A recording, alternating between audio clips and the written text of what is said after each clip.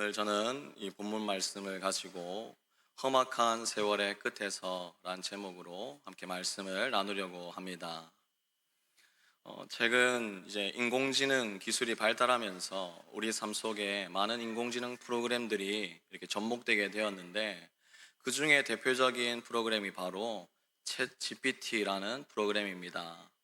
이 챗 GPT를 통해서 최근 몇 달 전에 유행했던 그런 활동들이 있었는데, 어떤 것이냐면 바로 우리 자신이나 우리 가족의 사진을 그 프로그램에 넣으면 유명한 만화가의 그림체로 바꾸어주는 그런 유행이 있었습니다. 일명 지브리풍 사진을 만드는 그런 유행이 있었는데요. 저도 해보았고 우리 주변에 많은 분들이 그때 당시에 대부분 카카오톡 프로필 사진이 그 챗GPT가 만든 이미지로 바뀌어 있었습니다. 지금도 잘 사용하시는 분도 계시지요. 이 유행이 얼마나 대단했던지 저 멀리 경북 상주에 계시는 한 분도 이 유행에 참여하게 되었는데, 그분은 다름이 아니라 저희 부모님이십니다. 저희 고향에 계신 저희 부모님인데요. 사진 부탁드립니다. 저희 부모님이 직접 이 사진을 그 프로그램에 넣은 것은 아니고, 함께 있는 제 친동생이 이제 그 사진을 그 GPT 프로그램에 넣어서 그 사진을 그림으로 바꾸어 달라고 요청했는데, 그 사진이 바로 그 그림은 바로 다음과 같습니다. 이렇게 됐습니다. 어떻습니까? 그런데 막상 저는 이 그림을 보면서 그리 기분이 좋지 않았습니다. 왜냐하면 챗 GPT가 너무나 솔직하게 너무 사실적으로 저희 부모님의 얼굴을 그렸기 때문입니다. 그림 속 부모님의 얼굴에는 너무나도 분명히 그 세월의 흔적들, 그 주름이 있었고, 그 주름을 보면서 저는 부모님의 지난 삶 속에서 그 주름 하나하나 속에 담겨 있는 험악한 세월이 있었겠구나라는 생각을 하게 되었습니다. 물론 그 험악한 세월 그 부분에 저도 한몫했겠지요. 부모님께서는 당연히 이 사진을 카카오톡 프로필로 사용하시지는 않았겠죠. 이내 동생은 곧 다시 챗GPT에게 요청했습니다. 더 젊게, 더 밝게 좀 그려달라고. 그 이미지는 다음과 같습니다. 두 번째 그림을 본 뒤에서야 제 마음이 조금 편해졌습니다. 비록 실제 부모님의 그런 얼굴은 아니지만 훨씬 더 마음이 편안했고, 저희 부모님에게도 과거에 이런 젊은 시절이 있었겠구나라는 생각을 하게 되었습니다. 주 안에서 사랑하는 성도님 여러분, 우리가 각자 살아온 지난 삶의 이야기 모두가 다 다를 것입니다. 그러나 우리 모두에게 지난 삶을 돌아보면 한 가지 공통점이 있는데, 우리 지난 삶 속에 각자마다 사연이 있고 각자마다 험악한 세월들이 있었다는 사실이죠. 그런데 만일 누군가가 우리 삶의 마지막 즈음에 다가와서 당신의 삶은 어떠했습니까? 라고 질문할 때 그 대답이 단지 그냥 힘들었습니다, 이 정도에서 끝나는 단지 후회나 회상 정도에서 끝이 난다면 우리의 삶과 인생이 얼마나 허무하고 비참하겠습니까? 주 안에서 사랑하는 성도님 여러분, 무엇이든 시작이 있으면 끝이 있지요. 인생도 마찬가지입니다. 그리고 우리 인생의 그 끝, 그 마침표를 우리가 어떻게 찍느냐가 너무나 중요합니다. 우리 삶의 여정의 끝에서 우리의 고백과 모습은 어떠해야 할까요? 본문 속 험악한 세월의 끝에서 그 서 있는 야곱의 고백을 통해서 우리 삶의 여정의 끝에서 오늘 우리의 그때 그 모습은 어떠해야 할까? 우리의 고백은 어떠해야 할까? 함께 생각해 보려고 합니다. 우리 삶의 여정의 끝에서 우리의 고백은 어떠해야 하겠습니까? 먼저 오늘 본문의 주인공은 야곱이라는 한 사람입니다. 이 야곱의 그 인생의 마지막 즈음의 이야기를 다루고 있는 것이 본문의 이야기입니다. 본문 속 야곱은 지금 어떤 상황 속에 있냐면, 한때 영영 잃어버린 줄로만 알았던 자신이 가장 아끼고 사랑했던 11번째 아들 요셉을 다시 만난 그 직후에 지금 야곱의 상황입니다. 야곱은 그 요셉을 다시 만나게 된 기적과 그 감격의 그런 순간에 지금 서 있는 것이지요. 자신의 인생 마지막 즈음에서 말입니다. 요셉은 하나님의 은혜 가운데 살아 있었고, 심지어 나아가서 하나님의 섭리 가운데 그 애굽 땅의 총리가 되어 있었습니다. 이 얼마나 놀라운 일이겠습니까? 본문은 그 요셉이 이제 아버지 야곱과 그 자신의 그 형제들이 이 애굽 땅 중에 고센 땅에 머물러도 되겠냐고 바로 왕에게 허락을 구한 뒤에 이제는 그 아버지 야곱을 바로 왕 앞에 데리고 와서 소개하는 장면이 오늘 우리가 읽은 본문의 말씀입니다. 7절에 요셉이 자기 아버지 야곱을 인도하여 바로 앞에 서게 하니, 요셉과 기적과 같은 그 재회를 마치고 그 감격이 채 가시기도 전에 자신의 그 삶의 마지막 즈음에 애굽 왕 바로 앞에서 자신을 소개하는 야곱, 그의 입술의 고백 어떠했겠습니까? 그 순간 바로가 야곱에게 내가 누구냐, 어떠한 삶을 살았냐고 물었을 때 분명히 야곱의 그 머릿속에는 지난 그 삶들이 주마등처럼 지나갔겠죠. 그러면서 이제 야곱이 그 바로에게 자신의 그 지난 삶을 요약하면서 내 삶의 마지막 부분에서 내 지난 삶을 돌아보니까 이렇습니다 고백하는 대목이 오늘 말씀입니다. 그는 바로 왕 앞에서 어떤 고백을 하였습니까? 첫째로 야곱은 인생의 유한함에 대해서 고백했습니다. 애굽 왕 바로가 자신의 앞에 나온 야곱에게 먼저 물었습니다. 8절에 바로가 야곱에게 묻되 내 나이가 얼마냐? 그 질문을 들은 야곱의 대답은 무엇입니까? 우리 9절 말씀 한번 다 함께 읽어보겠습니다. 시작. 야곱이 바로에게 아뢰되,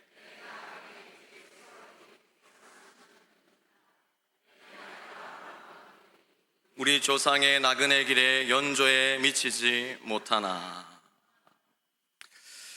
바로 왕의 이 질문, 야곱을 향한 이 질문, 내 나이가 얼마냐? 이 질문은 단지 나이를 묻는 것을 넘어서 그 야곱 전체 지난 삶이 어떠했느냐에 대한 그런 질문입니다. 야곱, 당신은 지금까지 어떠한 인생을 살았습니까? 지난날 당신의 삶 속에 어떠한 일들이 있었습니까? 이 질문을 받은 야곱은 지금까지 이곳에 서기까지 수많은 순간들이 머릿속에서 파노라마처럼 지나갔겠지요. 그리고 그 바로의 질문 앞에 야곱은 먼저 지금 이렇게 대답했습니다.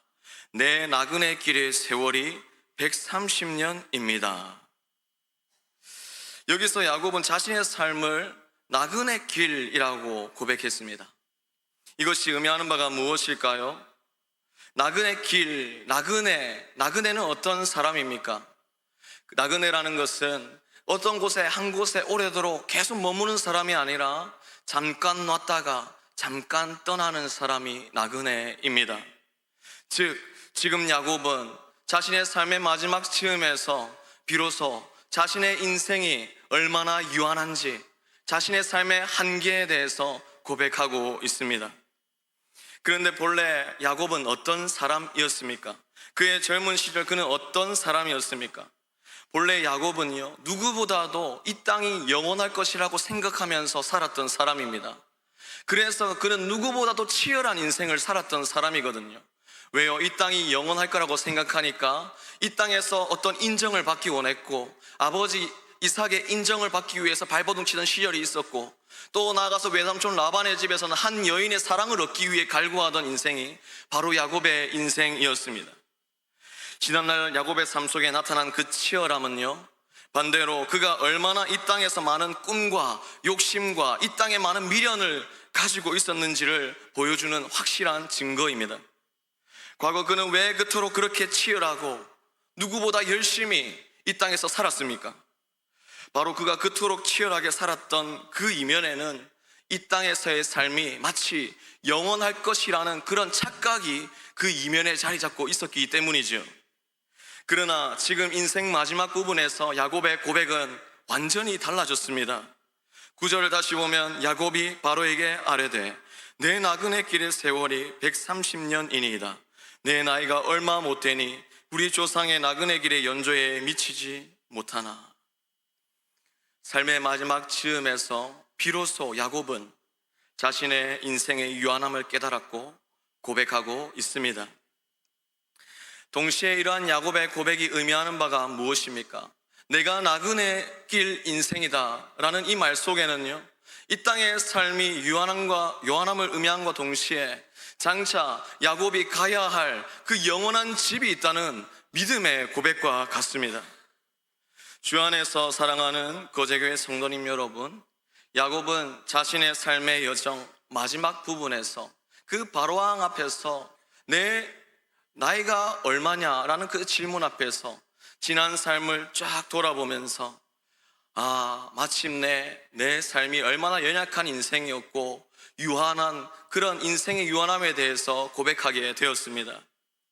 이 야곱의 고백은 단지 인생의 유한함에 대한 고백을 넘어 지난 삶에 대한 하나님 앞에서 회개의 고백이고 하나님을 향한 믿음의 고백이었습니다. 이곳에 계신 우리 모두가 이런 은혜, 이 인생의 유한함을 깨닫는 은혜가 있기를 소망합니다. 이곳에 계신 우리 모두가 이 땅에서의 삶은 잠깐이고 마침내 끝이 있음을 깨닫게 되는 그 은혜가 있기를 소망합니다. 우리가 거주하는 이 땅에서의 집이 영원한 집이 아니라 우리가 마침내 가야 할 집, 우리 주 예수 그리스도께서 우리에게 예비하실 그 집이 있음을 기억하고 이 땅을 우리가 발딛고 살아가지만 동시에 하늘 소망을 가지고 하늘 백성답게 살아가는 모두가 되기를 간절히 소망합니다. 우리가 우리 인생의 유한함과 그 연약함을 깨닫게 될 때 우리는 그제서야 비로소 우리 삶 속에서 구원자가 필요하다, 예수 그리스도를 바라볼 수 있게 됩니다. 우리가 우리 인생의 유한함, 나의 연약함을 깨닫게 될 때에만 비로소 우리는 그 예수 그리스도의 이름을 붙잡고 살아가게 됩니다. 주 안에서 사랑하는 성도님 여러분, 우리에게도 야곱과 같이 인생의 유한함, 나 자신의 연약함을 깨닫는 그 은혜가 있기를 소망합니다. 유한하고 곧 끝나버릴 이 땅에 소망을 두고 여기에 무언가를 쌓아두기 위해 발버둥 치고 아등바등하며 살아가는 인생이 아니라 저 하늘 소망 가지고 이 땅에서도 천국을 누리며 살아가는 모두가 되길 소망합니다. 시편 90편 12절 말씀 우리 다 함께 고백하겠습니다. 시작. 우리에게 우리 날 계수함을 가르치사 지혜로운 마음을 얻게 하소서. 아멘. 다음으로 야곱은 바로왕 앞에서 어떠한 고백을 하였을까요? 두 번째로 야곱은 험악한 세월에 대해 고백했습니다. 9절 말씀 다시 한번 다 함께 읽겠습니다. 시작. 야곱이 바로에게 아뢰되 내 나그네 길의 세월이 130년이니이다.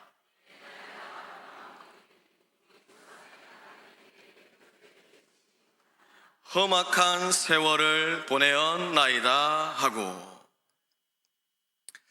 야곱은 바로왕 앞에서 자신을 소개하며 지난 날에 대해서 말하는데 그 지난 날에 대해서 단 한마디 이 단어를 가지고 요약해서 말하고 있죠.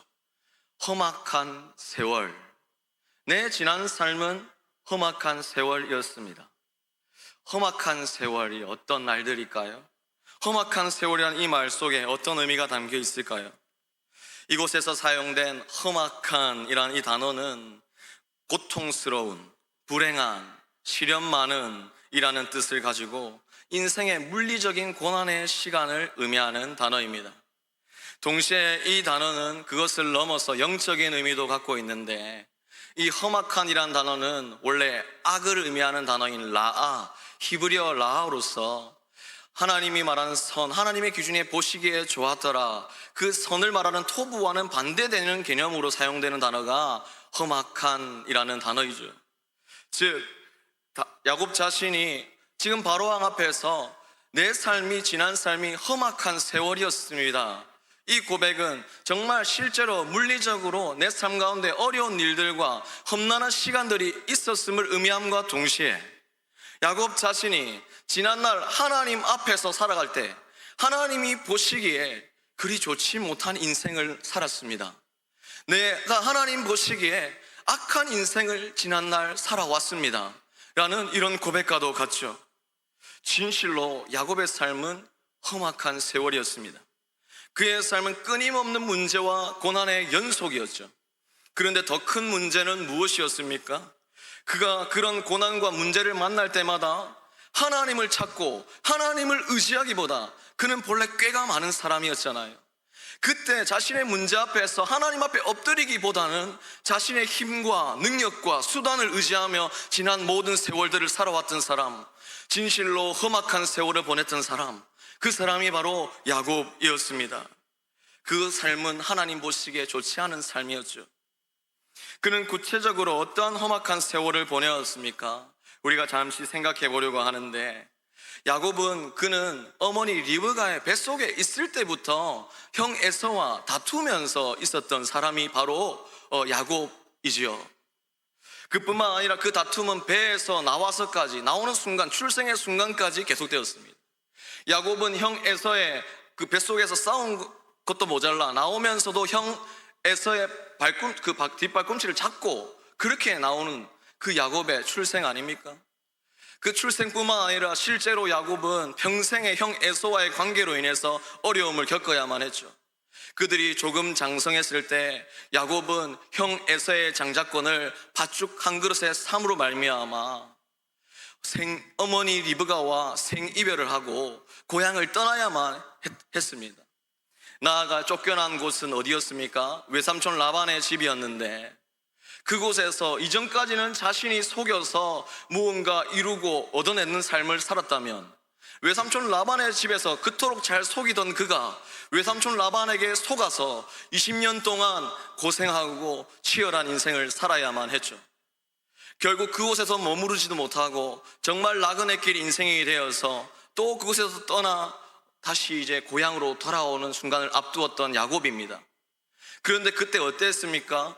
그 야곱이 오랜 시간이 지났지만 여전히 과거에 처음 내 삶 속에 존재했던 그 형 에서와의 문제가 그대로 있었다는 것이죠. 그 문제가 끊이지 않는 삶이 바로 야곱의 삶이었습니다. 형 에서를 만나기 전 두려움 속에 있었던 야곱은 야복 강가에서 정체모를 한 사람과 씨름하게 되는데, 알고 보니 이 사람은 하나님이었습니다. 이 씨름으로 인해 야곱은 환도뼈가 부러지게 되었지만 그의 이름이 이제 야곱에서 이스라엘로 바뀌게 되었죠. 그런데요, 그의 이름이 이스라엘로 바뀌었지만 그의 험악한 세월은 여전히 끝나지 않았습니다. 왜요? 이후에 자신이 12아들을 낳았는데 거기서 가장 사랑하는 요셉, 그 요셉을 이제 잃어버리는 그 아픔을 겪어야 했던 인생이 야곱의 인생 아닙니까? 이 야곱만 그렇겠습니까? 오늘 이 자리에 있는 우리 모두의 삶도 돌아보니까 정말 눈물 없이는 지날 수 없었던 그런 험악한 세월이 있었으리라 생각합니다. 이 얼마나 기구한 인들의 연속이 야곱의 인생입니까? 그래서 진짜 정말 그는 험악한 세월을 보내었기 때문에 지금 바로 왕 앞에서 자신의 삶을 돌아보면서 내 삶 다 말할 수 없지만 한마디 말한다면 험악한 세월, 너무나 힘들고 어려운 시간들이 있었습니다. 이런 고백을 하는 것이죠. 그러나 바로왕 앞에서 야곱이 했던 이 험악한 세월에 대한 고백은요, 단지 그의 삶이 험악했다라는 사실적인 진술을 넘어서 험악한 세월이었습니다, 이 고백 안에는 더 큰 의미가 담겨 있는데, 그의 삶의 마지막 부분에서 험악한 세월을 고백하는 야곱의 이 말 속에 어떤 의미가 담겨 있을까요? 그것은 바로 지난날 내 삶 속에 험악한 세월이 있었지만은 그래도 나는 지금 이 자리에 서 있는데, 그것은 바로 그 순간에도 나와 함께 하셨던 하나님의 은혜로 인함입니다. 이런 고백을 지금 하고 있습니다. 야곱의 고백은 이와 같죠. 나는 진실로 험악한 세월을 보냈습니다.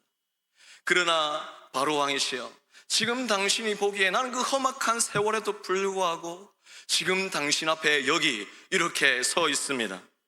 내 삶은 진실로 험악한 세월이었지만 하나님께서 그 세월 속에서 나를 지키셨고 나를 지금 이 자리에 서게 하시고, 이것이 모두 하나님의 은혜입니다.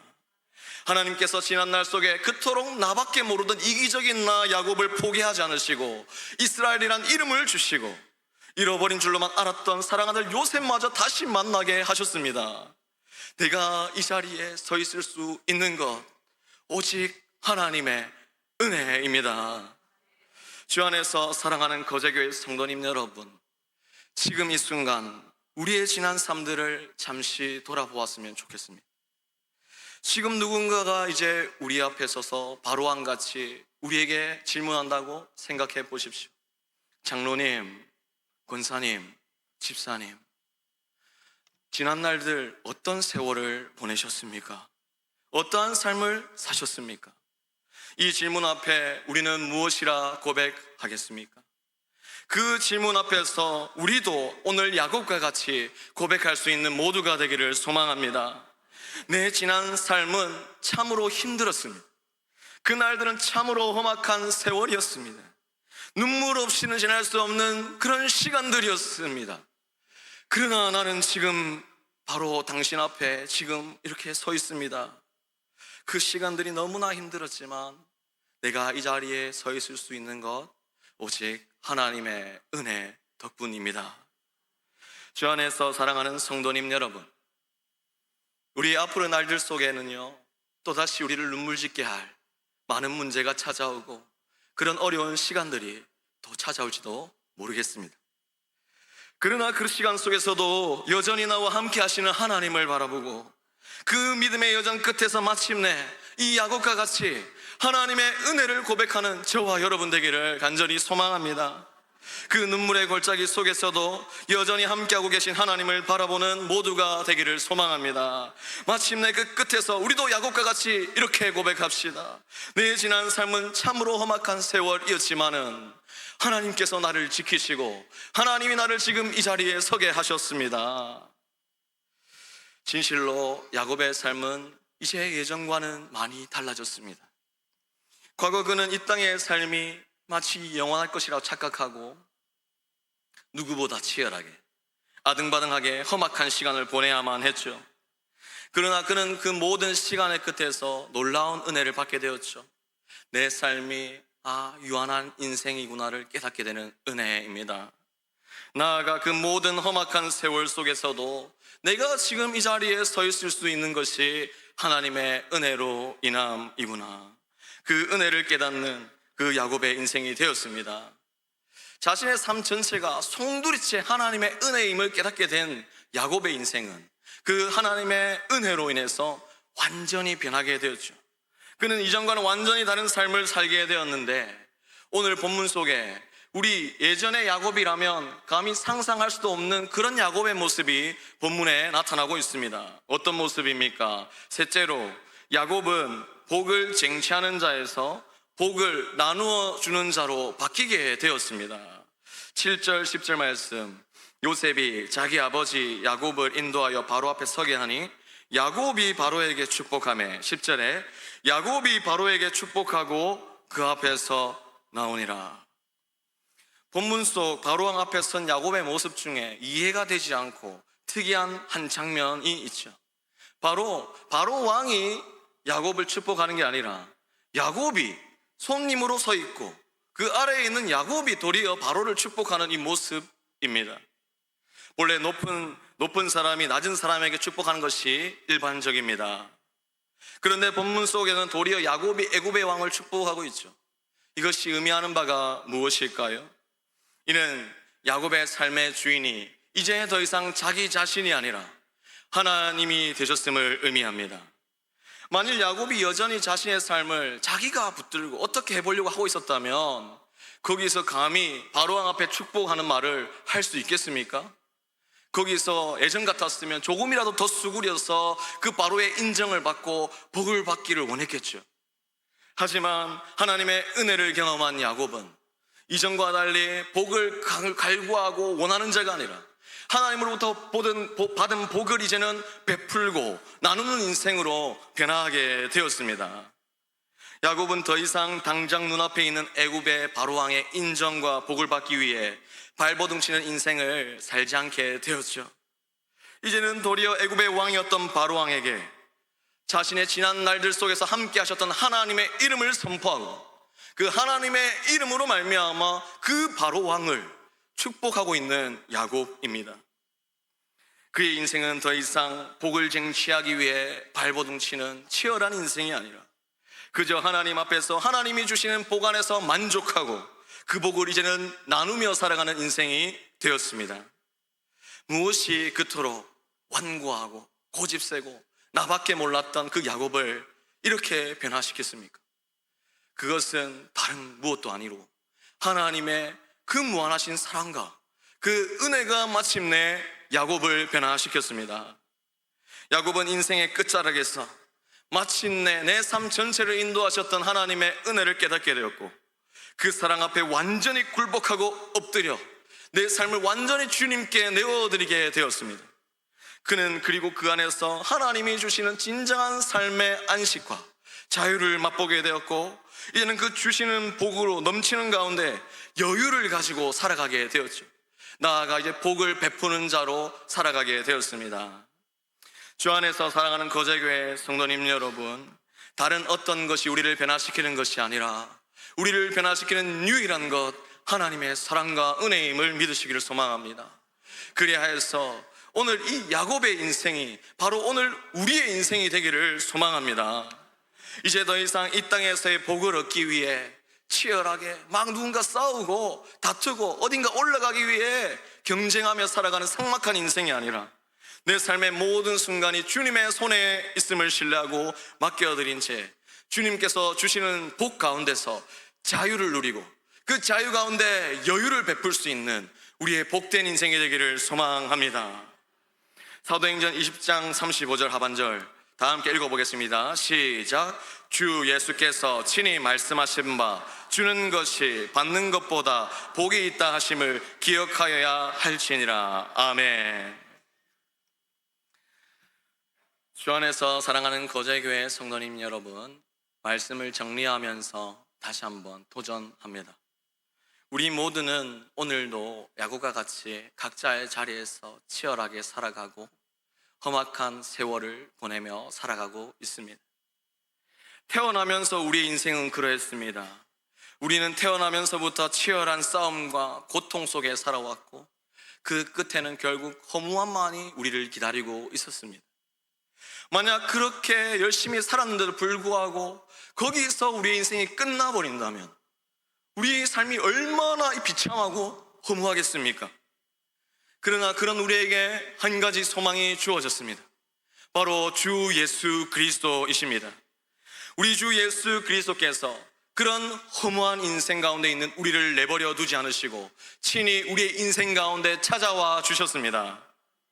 주 예수께서 우리를 유한한 시간 속에 허무와 절망 속에 그대로 두지 않으시고 우리의 험악한 세월 가운데 친히 찾아오시고 예수 그리스도께서 우리를 위해 죽으시고 부활하심으로 말미암아 유한한 우리가 감히 이제는 영원을 꿈꾸며 살아갈 자격을 얻게 되었습니다. 나아가 이제 그 은혜로 말미암아 우리가 주 예수 그리스도 은혜 안에 있을 때 우리의 험악한 세월조차 더 이상 무의미한 고통의 시간이 아니라 우리 예수 그리스도의 이름으로 말미암아 내 삶 속에 또다시 찾아오는 어려움과 아픔의 시간조차 이제는 하나님의 크신 계획 안에 있는 것이고 그 크신 계획 속에서 그 험악한 시간들조차 구원을 향한 여정의 한 발자국이 되었습니다. 우리는 그 은혜로 말미암아 비록 눈물이 흐르는 시간을 만나게 되겠지만은 그 시간 속에서도 하나님의 은혜를 발견하고 그 은혜를 경험하며 살아갈 수 있는 특권이 바로 오늘 우리에게 주어졌습니다. 주 안에서 사랑하는 거제교회 성도님 여러분, 더 이상 이 땅의 복을 얻기 위해 아등바등하고 치열하게 살아가지 않는 우리가 되기를 원합니다. 우리는 이미 세상에서 가장 귀한 복, 큰 복을 받은 자들입니다. 바로 모든 복의 근원 되시는 예수 그리스도의 이름입니다.